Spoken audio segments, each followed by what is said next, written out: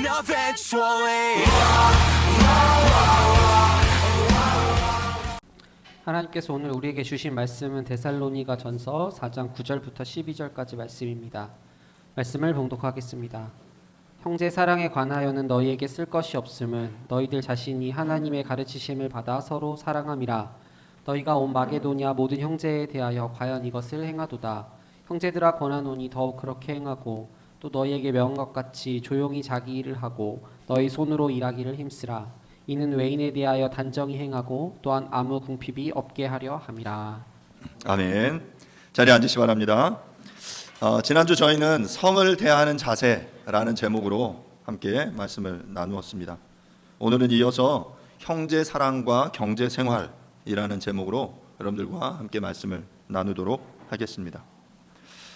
바울은 데살로니가 성도들을 향해서 이제는 나를 기쁘게 하는 삶에서 이제 하나님을 기쁘시게 하는 삶으로 패러다임을 전환해라, 인식을 전환해라 라고 촉구했습니다.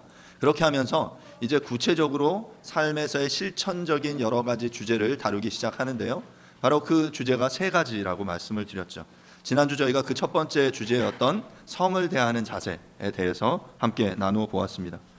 하나님을 기쁘시게 하는 삶은 거룩함이다라고 말씀드렸어요. 거룩함은 하나님을 닮아가는 것이라고 말씀드렸는데, 어찌 보면 이 거룩함이라는 주제와 성이라는 소위 섹스라고 말하는 이 주제는 이 거룩과는 거리가 멀어 보이는 그런 주제입니다. 하지만 이 성이라는 주제가 거룩함을 이루는 데 있어서 바울은 뭐라고 말하냐면 자기 몸을 또는 자기 아내를 거룩함과 존귀함으로 대하라라고 말하면서 이제 그것을 더 확장시켜서 자기 몸, 자기 아내뿐만이 아니라 다른 사람을 분수에 넘어서 해하지 말 것에 대해서 말씀을 드렸습니다. 자, 그렇게 거룩함을 이루어가는 것이 하나님을 기쁘시게 하는 삶이고 형제 사랑을 이루어내는 것인데, 이제 한 걸음 더 나아가서 바로 그 다음 주제에 대해서 오늘 본문 9절부터 12절 본문이 이야기를 하고 있습니다. 9절부터 12절 본문의 주제는 오늘 설교 제목과 같습니다. 형제 사랑과 경제 생활인데요. 이 성과 더불어 경제 생활은 고대 사회에 있어서나 지금 우리에게 있어서도 굉장히 중요한 일상의 주제 중에 하나다라고 말할 수 있겠죠. 9절 말씀을 한번 보도록 하겠습니다. 형제 사랑에 관하여는 너희에게 쓸 것이 없음은 너희들 자신이 하나님의 가르치심을 받아 서로 사랑함이라. 여러분, 형제 사랑이라는 단어는 헬라어로 필라델피아스라는 단어예요. 여러분, 필라델피아라는 단어가 형제 사랑인데 미국의 도시 이름과 같죠. 이 필라델피아는 두 가지의 단어의 합성어인데요. 필로스라는 단어와 아델포스라는 단어의 합성어입니다. 필로스, 필리아, 이 표현은 어떤 형제의 우정을 뜻하는 그런 표현이고요. 아델포스는 그 형제라는 뜻인데, 이 형제라는 단어도 굉장히 재미있는 단어예요. 아델포스라는 단어인데요. 델포스라는 헬라어가 무슨 뜻이냐면, 무슨 단어냐면 자궁이라는 뜻이에요. 자궁, 여성의 자궁, 생명이 태어나는, 아이가 태어나는 자궁. 근데 그 앞에 A, 알파라는 단어를 붙여서 아델포스인데요. 이 A는 유닛, 하나됨을 의미하는 단어이거든요. 그러니까 이 아델포스는 바로 한 자궁에서 나온이라는 뜻이 되는 거죠. 그래서 형제가 되는 거예요. 이 형제라는 아델포스와 또한 필로스라는 이 두 개의 단어가, 그러니까 형제 같은 자궁에서 나온 그 사람을 사랑하는 것이 바로 필라델피아, 형제 사랑이다라고 말하고 있는 거죠. 일전에도 말씀드린 것처럼 성경 안에는 사랑을 표현하는 네 가지 단어가 있다라고 말씀드렸습니다. 하나님의 무조건적인 사랑을 이야기하는 아가페라는 표현이 있고요. 오늘 본문에서 다루는 형제 간의 사랑 내지는 우정을 다루는 필라델피아, 필리아라는 단어가 있고요. 남녀 간의 사랑인 에로스가 있고, 부모와 자식 간의 사랑을 의미하는 스톨케라는 표현이 있습니다. 오늘 본문에서 다루는 이 형제의 필로스, 필라델피아는 이타적이고 희생적인 사랑, 그 하나님의 무조건적인 사랑을 비교해 볼 때는, 그 아가페와 비교해 볼 때는 조금 제한적이지만, 그 아가페 사랑을 우리의 삶에 실천해 나가는 그 형태가 바로 이 필라델피아, 이 형제 사랑이다라고 말할 수 있겠습니다. 주님께서 새 계명을 우리에게 주시면서 이렇게 명령하셨어요. 요한복음 13장 34절부터 35절에 예수님께서 이렇게 말씀하십니다. 새 계명을 너희에게 주노니 서로 사랑하라. 내가 너희를 사랑한 것 같이 너희도 서로 사랑하라.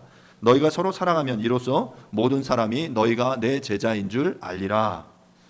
주님이 우리에게 주신 새로운 계명은 바로 서로 사랑하라 였습니다.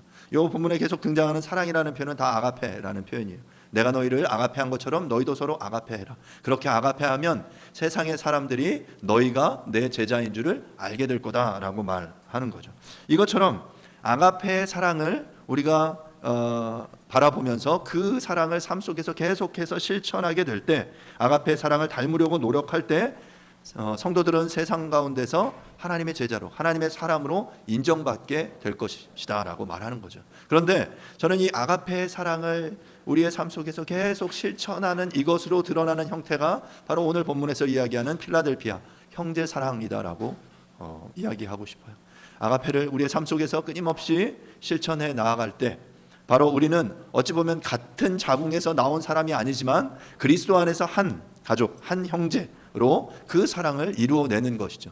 그런데 지금 9절 본문에서 바울은 이 형제 사랑에 관해 이야기하면서 뭐라고 이야기하냐면 내가 형제 사랑에 관하여는 너희에게 쓸 것이 없다라고 말하고 있습니다.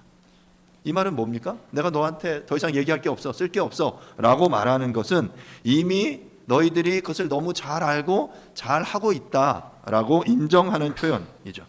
이후에 5장 1절에도 이것과 이제 동일한 표현이 등장을 하는데요. 최고의 칭찬입니다. 그러면 그들이 어떻게 이 형제 사랑을 잘 실천할 수 있었을까? 더 이상 말하지 않을 정도로, 더 이상 쓰지 않아도 될 정도로 잘 하고 있었을까? 그 해답이 바로 9절 하반절에 등장합니다. 하반절은 우리에게 뭐라고 이야기하냐면요, 데살로니가 성도들은 하나님의 가르치심을 받아서 서로 사랑했다라고 본문이 말하고 있습니다. 본문의 하나님의 가르치심이라는 표현도 굉장히 이 성경 전체에서 한 번 이 본문에만 등장하는 표현이에요. 데오디닥토이라는 헬라어 표현인데요. 뭐 이렇게 아시는 분들은 눈치채셨겠지만 이 데오스라는 하나님을 의미하는 이 데오스, 데오와 디닥토이, 이것은 이제 디다스코라는 가르치다라는 이 두 단어예요. 그러니까 하나님 데오와 디다스코라는 이 두 가지의 표현이 합성어돼서 하나님의 가르치심이라는 표현인 거죠. 그러니까 지금 하나님의 가르치심을 따라서 그들이 서로 사랑했다. 그러니까 그들이 형제 사랑을 할 수 있었던 이유는 하나님의 가르치심을 받았기 때문이다라고 9절은 우리에게 분명하게 이야기를 하고 있습니다. 사랑하는 여러분, 우리들도 그 하나님으로부터 그런 가르치심을 받고 싶지 않습니까? 하나님으로부터 가르침을 받은 내용이 바로 그 주님을 통해 우리에게 전해졌죠. 서로 사랑해라 라는 그 가르침이었고, 데살로니가 성도들은 이 가르침을 바로 그들의 삶 가운데 실천한 것입니다. 그렇다면 데살로니가 성도들은 어떻게 이 하나님의 가르치심을 받았을까? 이것은 우리가 뭐 유추해 볼 수 있는 대로 이 하나님의 가르치심을 바로 사도들을 통해서, 성령을 통해서 그들에게 전달해 주신 것이죠. 하나님께서 그 예수 그리스도를 통해 성육신을 통해 보여주셨고, 그것들을 본 사도들과 또한 그들의 실제적으로 이제 삶 속에서 역사함을 통해서 성령께서 그들에게 이 하나님의 가르치심이 무엇인지를 그들에게 보여주신 것이에요. 그리고 우리는 그러면 어떻게 하나님의 가르치심을 받을 수 있을까? 우리도 마찬가지죠. 사도들과 성령을 통해서. 그런데 지금 21세기를 살고 있는 우리들에게 그런 초대교회 형태의 사도들은 없죠. 하지만 이 말씀을 대언하는 이들을 통해서, 아니면 우리에게는 더 구체적으로 더 강력하게 하나님의 가르치심을 받을 수 있는 매체가 주어졌는데 그것은 바로 성경이에요. 그 당시 데살로니가 성도들은 아직 구체적으로 이 성경이 완성되지 않은 시기에 바울의 편지 정도를 받으면서, 그 사도들의 가르침을 받으면서 하나님의 가르치심이 이거야, 서로 사랑하는 거야 라는 것을 배운 거예요. 그리고 그것을 말씀으로 받았고 삶으로 살아낸 거죠. 그러면 지금 우리는 어떻게 하나님의 가르치심을 받아 서로 사랑할 수 있느냐? 이것은 어찌 보면 굉장히 단순하고 명확합니다. 성경을 통해 하나님께서 우리에게 주시는 그 말씀을 통해서 이제 지금도 우리의 삶 가운데 역사하시는 성령을 힘입어 우리 또한 하나님의 가르치심을 받을 수 있습니다. 또한 우리 또한 그렇게 형제 사랑을 이루어낼 수 있는 것이죠. 우리가 잘 아는 대로 인간의 사랑은 불완전합니다. 그래서 하나님께서는 당신의 아들을 통해 그 당신의 아들을 보내주심으로 우리에게 가르쳐 주셨어요. 아가페 사랑을 우리에게 가르쳐 주셨죠. 데살로니가 교인들은 성경을 통해, 사도들을 통해, 또한 성령의 확신을 통해 이 아가페 사랑이 무엇인지를 배웠고 또한 그것들을 삶으로 실천해 냈던 것입니다. 우리 또한 그렇게 말씀을 통해 들은 그 하나님의 교훈을, 서로 사랑하라고 말씀하신 그 주께서 우리에게 부탁하신 것을 우리의 삶 가운데 그렇게 실천해 낼 수 있기를 간절히 바랍니다. 칼빈은 이 본문을 주석하면서 이렇게 이야기했어요. 사랑이 그들의 마음에 아로 새겨져 있었기 때문에 그것에 관해 바울은 종이에 쓸 필요가 없었다. 데살로니가 성도들의 삶 가운데 그 형제 사랑, 하나님의 사랑이 아로 새겨져 있었습니다. 새겨져서 삶으로 자연스럽게 흘러나왔기 때문에 바울은 그것을 애써서 종이에 쓸 필요가 없었다라고 말하고 있습니다. 이어서 10절 말씀입니다. 너희가 온 마게도냐 모든 형제에 대하여 과연 이것을 행하도다. 형제들아 권하느니 더욱 그렇게 행하고. 다시금 데살로니가 성도들은 9절과 10절의 말씀을 통해서 앞서 우리가 1장에서 이야기한 데살로니가 현상을 실천하고 있습니다. 말씀이 전해지고 그 말씀을 듣고 또한 본을 받고 본이 되고 또한 그것을 외부에 있는 사람들에게 그 실천하는 영향력을 흘려보내는 그 삶이 데살로니가 현상의 핵심이다라고 말씀을 드렸어요. 오늘 이 본문 속에서는 형제 사랑이라는 형태를 통해서 지금 데살로니가 성도들이 그 데살로니가 현상을 이렇게 보여주고 있는 거죠. 그들이 하나님의 가르치심을 통해서 형제 사랑을 들었습니다. 그리고 배웠어요. 그리고 사도들을 통해 그리고 말씀을 통해 그것을 본을 보았고 그것을 공동체 안에 실천한 거예요. 형제 사랑을. 그리고 나아가 10절은 뭐라고 말해요? 온 마게도냐 모든 형제에 대하여 이것을 행하도다. 이것이 뭐예요? 형제 사랑이에요. 공동체 안에서 행했던 하나님께서 가르쳐 주셨던 말씀으로 우리에게 명령해 주셨던 서로 사랑하라 라는 그 명령을 이제 데살로니가 교인들은 자신의 삶으로 살아냈을 뿐만 아니라 이제 이것을 마게도냐에 있는 온 교회, 온 형제들에게 그것을 실천해 나갔던 것이죠. 그러자 어떤 일들이 일어납니까? 마게도냐 가운데 또한 하나님의 놀라운 일들이 일어나게 되는 거예요. 형제 사랑의 본을 통해 그것 가운데 많은 이들이 또한 주님을 본받게 된 것입니다. 말씀드린 대로 데살로니가 성도들의 형제 사랑의 대상은 데살로니가 교회 안에 성도들을 넘어서서 온 마게도냐 모든 형제들이었다라고 10절은 말합니다. 이 헬라어 표현에 보면 엔 홀레 데 마케도니아라는 표현인데요. 엔은 영어로 인이라는 표현이고요. 그러니까 그 안에 어떤 지역 내부, 그런데 그 뒤에 이제 홀레라는 표현은 영어로 all이라는 표현, 모든. 그러니까 그 마게도냐 안에 있는 모든 사람들을 향해서 지금 하나님의 사랑을 흘려보내고 있는 것을 의미하는 거죠. 데살로니가는 마게도냐 지역의 수도였고요. 그 지역에는 어떤 도시들이 있었냐면 빌립보와 베레아 교회가 있었습니다. 그러니까 이들의 사랑은 공동체의 내부를 넘어서 외부를 향해 계속해서 흘러 넘치고 있었던 것이에요. 그런데 여러분들 잘 생각해 보실 게 우리들도 뭔가 은혜를 받으면 이 사랑을 이렇게 막 흘려주고 뭐 이렇게 행하고 싶지 않습니까? 그런데 문제는 뭐냐면 우리가 흘려보내는 그 사랑에 우리가 금세 그것에 지쳐버리게 된다라는 것이죠. 억지로 퍼주는 사랑은 금세 고갈됩니다. 형제 사랑이 사역이 되고 일이 되고 억지로 하는 것이 되는 것이죠. 하지만 차고 넘치는 사랑은 다릅니다. 형제 사랑을 배웠고 이를 공동체 안에서 실천해 나가면서 세상에서 경험하지 못한 아름다움을 그 안에서 그들은 경험했습니다. 다른 이들의 고백하지 못했던 나의 약점과 나의 어려움들을 그 공동체 안에서 나눕니다. 그러면 공동체 안에서 함께하는 형제 자매들이 이 일을 나의 일처럼 아파해주며 서로를 위하여 기도해주고 돕기 위해서 노력합니다. 그렇게 위로받으면서 문제가 해결되는 과정을 함께 경험합니다. 이 안에서의 어떤 그 상호작용은 그냥 단지 입에 발린 말이 아니었어요. 앞서 본 것처럼 데살로니가 교회 성도들은 실제로 그들의 삶을 함께하며 오늘 본문 이후에 또 나누겠지만 이제 경제 사랑이라는 이것들을 통해서 구체적으로 자신의 사랑을 표현하는 삶을 살아냈습니다. 그러자 이것은 더욱더 강력하게 서로에게 영향력을 흘려보내주게 된 것입니다. 위로를 주고 위로를 받습니다. 그리고 그것으로 인해 넘어졌던 이들이 다시 일어나게 되는 거죠. 그리고 그러한 모습을 사람들이 봅니다. 공동체 안에서만 볼 뿐만 아니라 믿지 않는 외부의 사람들도 그걸 보고 의아해요. 야, 너 어떻게 된 거야? 그러면 그렇게 일어난 사람들이 이제 자신의 어떤 그 경험에 대해서 고백하고 간증하겠죠. 자랑하겠죠. 공동체 안에서 이런 도움들을 통해서 내가 다시금 일어섰어. 이 안에 그 하나님의 사랑, 형제 사랑이 참으로 놀라워라고 고백하는 그 고백을 통해서 사람들이 관심을 가지게 되고 주께 나오게 되는 것이죠. 이것이 바로 데살로니가 현상의 핵심이었어요. 그렇게 세상 사람들이 믿지 않던 외인들이 그들을 바라보며 그들이 그리스도의 제자임을 알게 되었고 그것을 통해 복음이 전파되게 된 것입니다. 여러분, 복음 전도는 그냥 억지로 강요한다고 해서 이루어지는 것이 아니에요. 하나님의 때에 하나님의 방법으로 이루어집니다.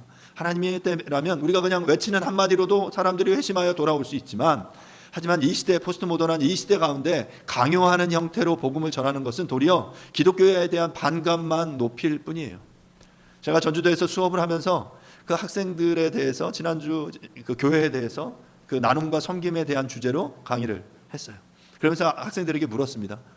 학생들에게 과제로 교회에 대한 어떤 질문 내지는 교회에 대한 어떤 불만 사항이 있으면 한번 그 질문을 해라. 그럼 내가 너희들에게 대답을 해주겠다. 아이들이 이제 그것에 대한 이렇게 질문들을 여러 가지 했습니다. 교회는 어떻게 굴러가나요? 그 표현은 이제 교회 안에 어떤 뭐 재정적인 그런 질문들부터, 교회에는 뭐 왜 이렇게 많은 종류의 교회가 있나요? 이단은 뭔가요? 뭐 이런 질문들도 그들이 하지만 그 교회에 대한 질문을 하면서 그들은 교회에 대해서 제가 그 질문을 읽으면서 그런 어떤 관심을 가지고 있다라는 것들을 보게 돼요. 자, 그렇게 교회에 대해서 질문하고 관심을 가지는 이들이 있는데, 그러면서 그들이 가장 불만인 것은 뭐냐면 자신의 어렸을 때 경험에 그 교회에서 억지로 자신에게 신앙을 강요했던 것이 그들에게도 굉장히 많은 퍼센트의 불만이에요. 교회에 나가지 않는 이유 중에 가장 많은 퍼센트가 그거였어요. 억지로 어렸을 때 누가 끌고 갔던 거. 근데 끌고 갔는데 난 나가기 싫은데 계속해서 주일날마다 찾아와서 교회 집사님이, 교회 사모님이 막 이렇게 교회로 데려가려고 해요. 그런데 그러다가 싫다고 하면 나중에는 막 속된 말로 쌩까는데 너무 찬바람이 불 정도로 전혀 모르는 사람을 보는 듯 해서 그 냉소적인 시선을 자신에게 보내는데, 그것 때문에 교회 다니기 싫다라고 이야기를 하더라고요. 예, 그분들이, 저는 어떤 복음에 대한 열정은 충분히 이해를 합니다. 하지만 이 시대에 그 복음에 닫혀진 사람들의 마음을 여는 것은 그런 어떤 강요 힘이 아니라 따뜻함이에요. 복음을 삶으로 살아내는 그 아름다운 삶의 모습을 보고 그들이 이 복음의 문을 열게 해줘야 되는 거죠. 지금 데살로니가 현상의 핵심은 바로 그거였어요. 그들이 본이 되고 본을 받은 그 삶을 본이 됨으로 살아냈고, 그것이 사람들에게 영향을 미치게 되었던 것이죠. 데살로니가는 육로나 해로에 있어서 매우 접근이 용이한 교통의 요지였습니다. 다양한 사람들이 이곳을 거쳐 지나갔습니다. 그 과정에서 데살로니가를 방문하여 데살로니가 현상을 지켜본 이들에게 이것이 영향력을 끼치게 된 거예요. 그런데 10절에서 흥미로운 것은 한글 번역에서는 중간에 그러나라는 접속사가 생략되어 있습니다. 그러니까 과연 이것을 행하도다, 그리고 바로 형제들아 권하노니, 이렇게 바로 넘어가거든요. 그런데 영어 성경이나 원어 성경을 보면 이 안에 그 대라는 그 부정 접속사가 들어가 있어요. NIV는 이것을 yet으로 약간 완곡하게 번역했지만 ESV는 but이라고 분명하게 그러나로 번역을 하고 있어요. 그러니까 이 본문을 조금 더 생각을 해보면, 너희들이 지속적으로 마게도냐 형제들에 대해서도 형제 사랑을 행하고 있지만, 하지만 그럼에도 너희들에게 더욱 권면한다. 더욱더 그렇게 해라.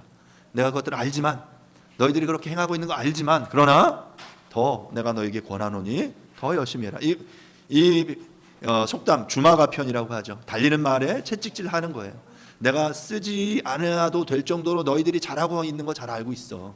너희들이 가르침을 받는 대로 형제 사랑에 힘쓰는 거 잘 알고 있어. 그런데 내가 너희에게 권면한다. 그러나 너희가 더 힘써라. 그 일을 위해서 더욱더 노력하라. 형제 사랑, 내가 너에게 명령한 서로 사랑하라 라는 이 명령을 더욱더 열심히 해라 라고 바울이 이야기하고 있는 거예요. 자, 이렇게 9절과 10절은 형제 사랑에 대해서 굉장히 강력하게 지금 이야기를 하고 있잖아요. 자, 그런데 그 형제 사랑의 구체적인 명령이 바로 11절과 12절입니다. 바울은 형제 사랑을 강조하면서 구체적인 명령을 하는데, 우리가 여러분 생각해 보세요. 형제를 사랑하라 라고 말씀을 드리고 나서 이제 그것에 대한 구체적인 어떤 형제 사랑이 뭔지, 어떻게 하는 건지 만약에 이야기를 한다라고 생각해 봅시다. 그냥 우리가 생각하면 형제 사랑 하니까 그러면 교회 안에서 주변의 사람들에게 친절하게 대하고 서로 위로하고 격려하고 서로 칭찬하십시오 정도로 이야기하면 될 것 같아요. 그런데 11절의 본문을 보면 그토록 형제 사랑에 대해서 너희가 잘하고 있고 더 열심히 해줘 라고 말하고 나서 형제 사랑에 대한 조언이 11절에 경제 생활에 대한 구체적인 조언이었다라는 것이죠. 9절에서 말한 것처럼 하나님의 가르치심을 받아 서로 사랑하는 사람들에게 있어서 형제 사랑은 공허한 명제가 아닙니다. 그 사랑은 경제 생활과 깊이 연관되어 있는 것입니다. 경제 생활은 말 그대로 먹고 살아가는 삶의 방식이에요. 가정 단위에서의 경제 생활은 한 가족이 어려움 없이 먹고 사는 것을 의미합니다. 의식주의 문제를 해결해 주는 것이죠. 의식주의를 우리가 누리는 데 있어서 아무런 어려움이 없는 상태를 의미합니다. 이처럼 먹고 살아가는 일처럼 단순하고 일상적인 일도 없지만, 아주 이것이 일상적이지만 이처럼 중요한 일도 없는 것이죠. 왜 이 경제 생활에 대한 이야기를 하고 있을까? 이것은 뭐 이게 현재 이 데살로니가의 상황과 이제 밀접하게 관계가 있는데요. 하지만 우리가 이 시대를 통해서도 동일하게 중요한 메시지다라고 생각합니다. 하나님을 모르고 하나님의 가르치심을 받지 못한 상태에서의 사람들의 경제 생활은 필연적으로 자기 중심적입니다. 자기의 만족과 유익을 위한 것입니다. 철저하게 나 자신과 조금 더 가깝게는 나 가족의 필요가 최우선입니다. 최근에 뉴스를 통해 우리가 많이 듣는 그런 이야기들 중에 힘을 가지고 권력을 가진 이들이 자신의 권력과 돈, 인적 네트워크를 이용해서 자식들의 스펙을 어떻게 관리해 줬는지를 우리가 보게 되죠. 돈을 들여서 여러 관계들을 이용해서 자신의 지위를 이용해서 부가 대물림 되는 거예요. 부모가 의사면 자식이 의사가 될 확률이 높습니다. 또한 그 부모가 치과 의사면 자식이 치과 의사가 될 확률이 높아요. 이것은 그냥 자식이 부모의 그 모습을 보고 잘 열심히 공부해서 그렇게 되었다, 그런 의미 정도가 아니라 그 부모가 가지고 있는 인적인 네트워크가 이후에 그 자식이 그 라인에 그 줄에 서기 위한 어떤 용도로 사용되어 오고 있다라는 것이죠. 세상은 이런 것이 그들에게 있어서 너무나 당연한 것이고 어찌 보면 그들이 누리는 어떤 기득권, 당연한 권리다라고 이야기하고 있습니다. 하지만 사랑하는 여러분, 우리 성도들은 달라야 합니다. 우리는 나 중심의 삶이 아니라 하나님이 나의 삶의 주인이다라고 인정하며 살아가는 존재들이기 때문에 그렇습니다. 그렇다면 하나님이 중심인 경제생활은 어떨까? 우리가 좀 오늘 말씀을 통해 생각해 보려고 합니다. 먼저 이것을 우리가 조금 더 깊이 알아보기 위해 데살로니가서의 배경이 되는 이 이후에 좀 일어났던 이 배경이 되는 고린도 후서의 본문을 한번 좀 살펴보도록 하겠는데요. 고린도후서 8장 1절부터 5절 말씀을 한번 좀 보도록 하겠습니다. 고린도후서 8장 1절부터 5절입니다. 제가 천천히 읽어보겠습니다. 형제들아, 하나님께서 마게도냐 교회들에게 주신 은혜를 우리가 너희에게 알리노니 환난의 많은 시련 가운데서 그들의 넘치는 기쁨과 극심한 가난이 그들의 풍성한 연보를 넘치도록 하게 하였느니라. 내가 증언하노니 그들이 힘대로 할 뿐 아니라 힘에 지나도록 자원하여 이 은혜와 성도 섬기는 일에 참여함에 대하여 우리에게 간절히 구하니 우리가 바라던 것뿐 아니라 그들이 먼저 자신을 주께 드리고 또 하나님의 뜻을 따라 우리에게 주었도다. 앞서 우리가 1장에서 데살로니가 현상을 설명하면서 데살로니가 교회는 마게도냐와 아가야의 모든 믿는 자의 본이 되었다라고 말씀을 드렸어요. 데살로니가서를 바울이 쓰고 나서 4년에서 6년 정도 지난 후에 바울이 이 고린도 교회에 편지를 쓰고 있는 거예요.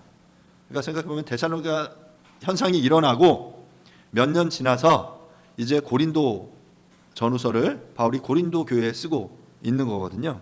자, 그런데 지금 이 편지에서 고린도후서 8장 함께 읽은 1절에서 무슨 교회를 언급하고 있냐면 마게도니아 지역의 교회를 언급하고 있습니다.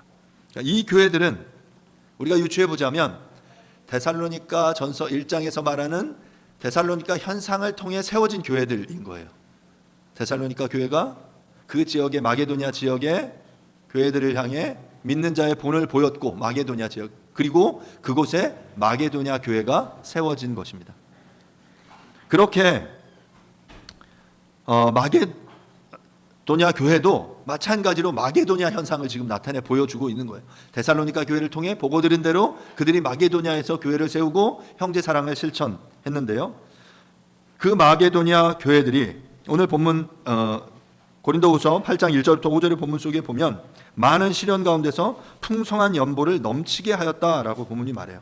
힘에 지나도록 넘치게 자원하며 성도들을 섬기는 일을 마게도니아 교회가 하였습니다.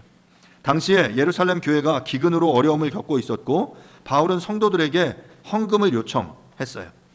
그런데 그 헌금에 데살로니가 교회와 마게도니아 교회들이 힘에 지내도록 동참했다라고 말하고 있는 거예요. 이걸 본받아라 라고 말하면서 고린도 교회에 지금 이렇게 편지 쓰고 있는 거예요. 이처럼 그들은 말로만 형제 사랑을 하지 않았습니다.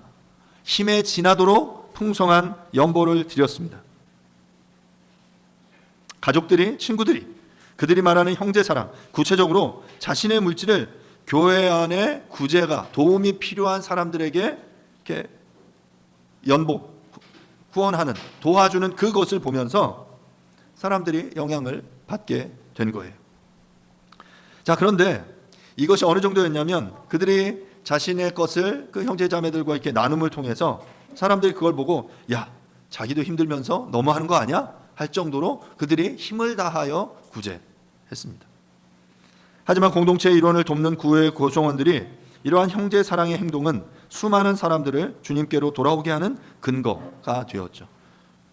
데살로니가전서 1장에서 사랑의 수고, 데살로니가 교회가 했던 그 사랑의 수고, 힘을 다하여 그들이 믿음의 역사와 사랑의 수고와 소망의 인내를 이루어냈는데 그들이 이 구체적으로 했던 것이 바로 형제 사랑의 형태로 그 필요한 이들에게 힘에 지나도록 자신의 것들을 나누었던 것을 그 고린도후서 8장은 이야기를 하고 있는 것이죠. 사랑하는 여러분, 혹시 우리들은 그리스도인으로서 정말 그러한 삶을 실천해 본 경험이 있습니까? 형제 사랑을 실천해 본 경험이 있습니까?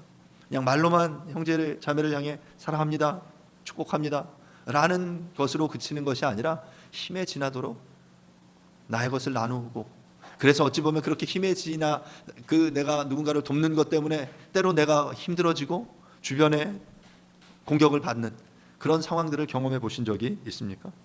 그리스도인이라고 할지라도 하나님의 나라가 임했다라는 사실을 우리가 온전히 깨닫지 못한다면 우리는 하나님을 모르는 사람들이 기부하는 수준을 넘어서지 못합니다.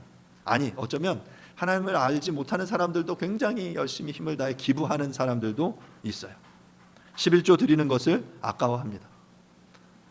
나중에 기회가 되면 11조에 대해서 조금 더 이야기하고 나누고 싶은 부분들이 있어요. 구약의 소득의 10분의 1을 드리는 것, 하지만 구약의 모든 율법이 폐하여졌거든요. 그러면 왜 11조는 우리가 지금 이 현대 신약 이 시대에 와서 계속해서 요구하느냐? 11조도 폐하여진 거 아니냐? 예, 엄밀하게 말해서 폐해졌습니다. 하지만 이 시대는 새로운 율법, 그리스도의 하나님께서 우리에게 서로 사랑하라라고 말씀하시는 그 새로운 율법이 우리에게 주어졌어요. 그러면 그 율법이 지시하는 기준은 어느 정도일까? 우리가 그 부분은 나중에 좀 더 나눠보도록 하겠습니다. 내가 가진 것을 나누어 준다는 시혜의 수준을 넘어서지 못한다면 우리 그리스도인들은 믿지 않는 사람들과 별반 다를 것이 없습니다. 하지만 하나님의 나라가 이미 임했다라고 깨닫는 이들은 경제 생활에 관한 사고가 근본적으로 바뀝니다. 그리고 바뀌어야만 합니다. 하나님의 나라가 이미 이 땅 가운데 임했고 이미 구현되고 있고 완성될 하나님의 나라를 우리가 소망하는 삶을 살아가고 있음에도 불구하고 여전히 우리의 이 패러다임에 있어서 이 특별히 이 경제 생활에 대한 패러다임이 전혀 바뀌지 않았다면 어찌 보면 그것은 우리가 이미 시작된 하나님의 나라에 동참하지 못하고 있는 것이다라고 과격하게도 말할 수 있습니다. 지금까지는 자신을 위해 벌고 자신을 위해 쓰기에 급급했지만 이제부터는 이 하나님 나라의 백성으로서 하나님이 맡기신 것을 적절히 쓰고 관리해서 자신보다 어려운 형제들을 돕는 쪽으로 경제생활의 패러다임이 바뀌게 되는 것이죠. 하나님 나라 천국을 죽어서 가는 정도로 한정시키는 것이 아니라 그 하나님의 나라가 지금 이미 이곳 가운데 구현되었고 시작되었다. 그리고 그 하나님의 나라를 이루어가는 그 일에 내가 동참한다 라고 말할 때 우리의 삶에 내가 가지고 있는 모든 것이 그것을 향해 연결되어야 하는 거예요. 그것이 나의 시간이고요, 그것이 나의 물질이고요, 그것이 나의 생명일 수도 있습니다. 이전에 나의 만족과 유익을 위해서 내가 잘 먹고 잘 사는 일을 위해서 그것을 기뻐하면서 살아가는 삶을 살았다면 이제 하나님 나라의 백성으로 하나님의 나라를 확장시키는 그 일을 살아가기 위해서 나의 시간과 나의 관심과 나의 물질과 나의 건강과 나의 생명까지도 그렇게 드리는 삶을 살아가는 그 사람이 바로 하나님 나라의 백성입니다. 그리고 그러한 사람들을 통해 본문의 데살로니가 현상이 이루어지고 있었던 것이죠. 이처럼 초대교회 성도들은 형제 사랑을 친절히 대하고 위로하고 격려하는 정도로가 아니라 구체적인 경제 생활을 통해 보여주고 있는 거예요. 형제를 사랑해라 말로만 아주 춥고 배고픈데 야 따뜻하게 입어, 야 배불러, 이렇다고 배불러집니까? 추운 이를 위해 옷을 벗어줄 수 있어야 되고요, 그 사람을 위해 먹을 것을 우리가 공급할 수 있어야 돼요. 오늘날 개인의 경제 생활은 철저히 개인의 문제로 여기기 때문에 서로 관여하지 않는 것을 예의로 생각합니다. 우리들도 그렇지 않아요? 얼마를 벌고 그 돈을 어떻게 쓰고 있는지 서로 별로 나누고 싶어 하지 않습니다. 굉장히 개인적이고 마땅하다고 생각해요. 하지만 저는 우리가 더 깊이 그 하나님 나라의 한 공동체로 서로의 삶을 나누며 서로를 세워간다라면 우리가 이 영역들까지도 함께 깊이 나눌 수 있어야 된다라고 생각합니다. 하지만 성경은 지금까지 해오던 자기중심적 경제 생활에서 벗어나 하나님 나라의 백성으로서 하나님 중심의 경제 생활로 나아가라고 말하고 있는 것입니다. 돈은 많을수록 좋고 내 것은 내 마음대로 써도 돼 라고 말하는 것이 이 시대의 풍조예요.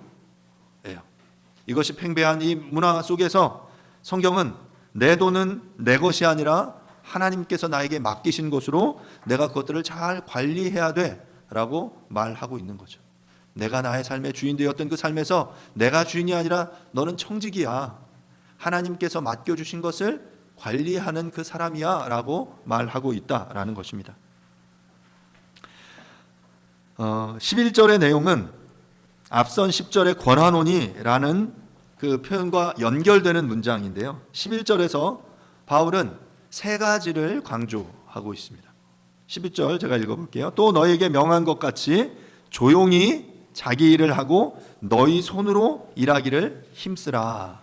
여러분 11절 잘 읽어보시면 그 명한 것 같이 이후에 명령을 이렇게 행해라 라고 지침을 주는데, 잘 읽어보면 한글 성경을 읽어보면 세 가지로 잘 보이지가 않아요. 잘 보시면 조용히 자기 일을 하고 너희 손으로 일하기를 힘쓰라. 그냥 우리 말로 보면 조용히 자기 일을 해라, 너희 손으로 힘써라, 이 정도로 되지만 실제의 문장은 이 권하노니라는 그 앞선 10절의 그 동사에 세 개의 부정사구가 연결되는데, 첫 번째가 조용히 해라, 조용히 네가 할 일을 해라는 거예요. 조용히. 두 번째가 자기 일을 해라. 세 번째가 너희 손으로 일하기를 힘써라 라는 것이 이 바울이 경제 생활을 향한 구체적인 권면입니다. 그런데 이렇게 권면한 이유는 지금 데살로니가 교회의 상황, 관심, 그들이 처해하고 있는 문제와 밀접하게 관련이 있죠. 다음 주에 우리가 보겠지만 데살로니가 교회 안에 재림에 대한 잘못된 가르침이 있었습니다. 죽음에 대한 잘못된 인식이 그들에게 있었던 거죠. 그래서 그들은 임박한 재림, 종말이 올 거다라고 여겼고, 그래서 생업을 포기하고 성실하게 자신의 삶을 살아내지 못하는 이들이 많이 있었어요. 너희가 지금 직업 중요한 거 아니야. 이제 죽으면 끝인데 다 때려치고 다 모여서 열심히 기도해. 그러면서 서로의 삶에 대해서 막 이렇게 관여하고 뭔가 그 이상한 영향력을 미치는 시끄러운 이들이 교회 안에 많이 등장하게 됐죠. 그래서 지금 바울은 11절에서 그것과 연관되어서 중요한 지침을 주고 있는 거예요. 첫 번째는 조용히 해라. 조용히 살아라. 조용히에 해당하는 헤슈카제인이라는 표현은 고요하다, 잠잠하다라는 것으로 말 그대로 조용한 생활을 하는 거예요. 이리저리 동요되지 않고 차분하게 자신을 지키며 평온함을 유지하며 살아가는 것을 의미합니다. 왜 그랬냐면 그 당시가 조용할 수 없는 상황들이 너무 많았어요. 너무 막 횡횡한 소문들이 많았어요. 몇 번 제가 이야기했지만 1998년 다미 선교회 막 그래서 10월 28일 날 진짜 종말이 올 것처럼 막 시끄러웠잖아요. 사람들이 그걸 보고 막 마음이 흔들리고 조용할 수 없었어요. 그런 상황이 데살로니가 교회 안에 있었고 지금 바울은 조용히 자신의 삶에 너희가 침착하게 삶을 조용히 살아가라 라고 이야기한 거죠. 두 번째는 자기 일을 하라는 것이었는데요. 이는 자기 일에 전념하라 라는 의미입니다. 앞서 말씀드린 대로 주의 재림이 임박했다라는 이 잘못된 종말 의식으로 인해서 사람들이 일상을 무시한 채 살아갔어요. 다 때려쳐라. 그건 중요한 거 아니야 라고 말하는 그런 이들이 많이 있었고요. 또한 교회의 몇몇 구성원이 아닌 외부의 사람들이 교회 운영에 간섭하려고 하는 그런 시끄러움들이 그들 가운데 많이 있었습니다. 이렇게 잘못된 종말 실험으로 인해 일상이 파괴된 이들이나 자신의 권한 밖의 일을 간섭하여 교회 헌금을 유용하려는 이들에 대해서 너희들 그렇게 살지 말고 자기 일에만 전념해라. 요즘 표현으로 하면 너나 잘하세요. 지금 바울이 그렇게 이야기하는 거예요. 너나 잘하세요. 너 지금 네가 할 일이나 최선을 다해 열심히 해라고 권한 밖의 일 그런 것들에 관심 쓰지 말고 지금 너가 해야 할 일을 열심히 다해라고 말하고 있는 거죠. 세 번째는 너희 손으로 일하라 라는 표현인데요. 이는 필요에 따라 정신적, 육체적인 일을 함으로써 자신을 발휘하다라는 의미를 가지는데요. 원문에는 너희 손으로 자신의 일을 하라, 자신의라는 그런 표현이 원래 들어가 있어요. 그러니까 너희 자신의 손으로 일하라라는 의미죠. 그런데 이것은 당시의 헬라의 노동을 바라보는 관점과는 좀 다른 그런 메시지였습니다. 당시에 로마의 헬라의 어떤 유력한 사람들은 손으로 일하는 것, 땀 흘려 수고하는 것은 노예들이나 하는 일이다라고 여겼어요. 그래서 노예들을 통해 그 노동을 하게 했고 그것으로부터 어떤 수확물을 가지고 자신들은 땀 흘리지 않고 그런 형태로 수고하지 않고 서로 토론하고 사유하고 사색하는 것이 자유인들의 특권이고 이것이 우리가 도달해야 될 이상향의 삶이다라고 말하는 그런 문화였거든요. 그래서 이 지역의 사람들은 토론하고 그런 철학자들이 많았던 이유가 그래요. 사람들이 그런 토론하고 이야기하는 것들을 좋아했고 그것이 가치 있는 삶이라고 여겼던 거죠. 그런데 바울은 지금 그러한 문화, 그러한 세계관에 이렇게 저항하고 있는 거예요. 그것이 아니다. 그렇게 살아가는 게 하나님이 원하시는 하나님 나라의 그런 삶이 아니다. 하나님이 원하시는 삶이 뭐라고요? 너희 자신의 손으로 일하는 거예요. 너희 자신의 손으로 힘 흘려 땀 흘려 수고하는 것, 그래서 수고함으로 얻는 그 물질에 만족하며 살아가는 그것이 하나님이 기뻐하시는 일이다라고 말하고 있는 것이죠. 지난주 뉴스 중에 경제 뉴스의 중요한 그 뉴스 중에 하나가 그 코인에 대한 테라코인, 루나코인 관련된 그런 뉴스였습니다. 그 며칠 만에 수십조 원이 증발되어 버리는 사건이 벌어졌습니다. 그 루나코인, 테라코인은 조금 들어가 보면 아주 명확한 폰지 사기의 형태였어요. 그러니까 그 윗돌로 아랫돌을 이렇게 돌려막는 거죠. 다음에 들어오는 사람들이 이렇게 투자하는 돈으로 앞선 사람들에게 20%의 수익률을 이렇게 확보해 주겠다. 그래서 사람들에게 그 수익률을 보장해 주니까 더 많은 사람들이 막 몰려서 그 안에 수십조의 돈이 몰려들었어요. 그런데 어떤 이유로 아직 명확하진 않지만 공매도라는 어떤 그 주가를 그 코인의 가격을 하락시킴으로 그 이익을 얻으려는 그 시세를 조작하려는 그 세력들에 의해서 공격을 받은 것으로 보이고, 그런데 그 실물 자산이 전혀 어떤 기반을 이렇게 지탱해 주지 않았기 때문에 그들은 이 루나코인, 테라코인이 스테이블 코인이라고, 안정한 자산이라고 강조했지만 도리어 그냥 휴지 조각이 되어 버렸습니다. 수십만 사람들이 그것에 고통받고 있어요. 그런데 과연 이 시대는 그렇게 일확천금을 노리는 것, 그렇게 해서 돈을 버는 것이 아주 성공한 삶이다라고 여기는데, 지금 성경의 가르침은 그러한 불로소득, 일확천금의 형태는 옳지 않다라고 분명히 말하고 있는 거예요. 뭐라고 말합니까? 자기 자신의 손으로 힘써 일해라. 우리가 땀 흘려 수고하는 것, 그래서 얻는 그것이 바로 주님이 우리에게 주시는 것이다 라는 거예요. 땀 흘리지 않고 수고하지 않고 얻는 그러한 것은 주님이 기뻐하시는 그런 모습이 아니다라고 말하는 거죠. 그러니까 바울은 다른 사람의 도움을 받지 않고 조용히 자기의 삶에 집중하며 자기 손으로 직접 노동하면서 살아가라고 말하고 있는 것입니다. 그런데 우리가 여기서 간과하지 말아야 할 것이 하나 있는데요. 이렇게 땀 흘려 수고해라, 열심히 일해라 하는 것을 강조하다 보면 이 시대 속에서 우리가 이것들을 청년들에게 적용하면서 너희들 뭐든지 해라, 젊고 힘 있는데 왜 아무 일도 안 하냐, 또 심각하게 어떤 사람은 저 동남아라도 가라, 제3세계 나가라 라고 말해요. 예, 그것이 틀린 말은 아니지만 이것의 연장선에 있는 말이지만, 하지만 조금 더 생각해 보면 본문의 대상은 일할 수 있는데도 종말에 대한 어리석은 판단 때문에 일을 하지 않는 문제를 일으킨 사람을 향한 경고예요.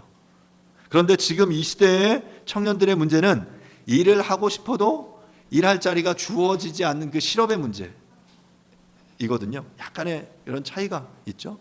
그래서 우리가 이 경제 생활에 대해서 누군가 이걸 권면한다라고 할 때 그 사람이 처한 상황, 어떠한 상황인지에 대한 분명한 이해 속에서 우리가 권면을 할 수 있어야 하는 거죠. 바울은 지금 데살로니가 교회의 성도들의 그러한 시대적인 상황, 문화적인 상황, 그들의 문제 속에서 너희들이 어떻게 형제사랑을 경제생활을 통해 실천할 수 있는지를 권면하고 있는 것입니다.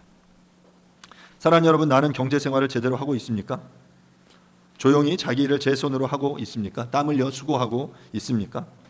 이처럼 우리는 온전한 형제사랑을 위해서 온전한 경제생활에 관한 관점을 갖추어야 합니다.